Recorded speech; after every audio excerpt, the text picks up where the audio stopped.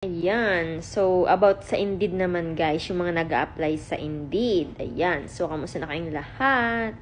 So, dito tayo sa comment na to. Ma'am, sa Indeed po ba, sila na po bahala process po lahat?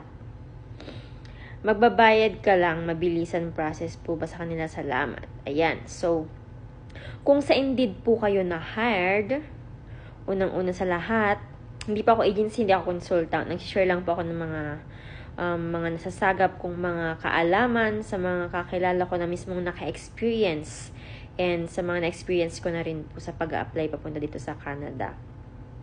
Ayan. So, kung sa Indeed po kayo na-hired, wala po kayong babayaran sa Indeed dahil direct hiring po yung mga yan.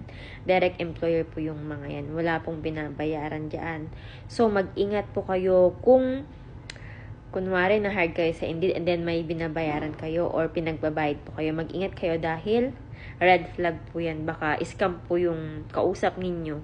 Mag-ingat kayo dahil kahit na sa Indeed kayo nag-a-apply, may mga scammer na nakakapasok dyan. May mga scammer na nagpapanggap as employer. So, mag-ingat.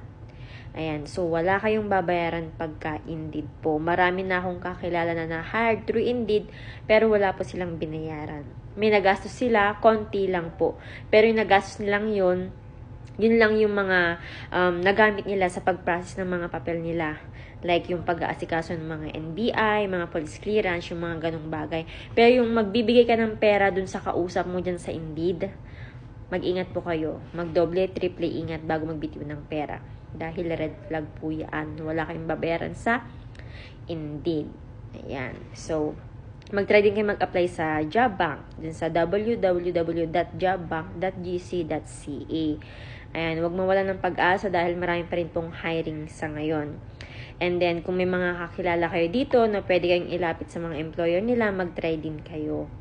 And yung mga sa ibang bansa, yung gusto mga mag-cross country, hanap kayo ng mga legit na agency or mga legit na consultant.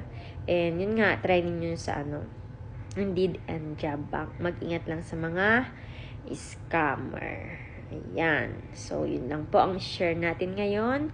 Good luck and congratulations sa mga na-approve. Marami akong nababasa dyan and maraming mga nagpi-PM sa akin na mga nagpa-guide na before kung paano mag-apply dito and yung iba guys, approve na sila and yung iba nandito na rin sa Canada.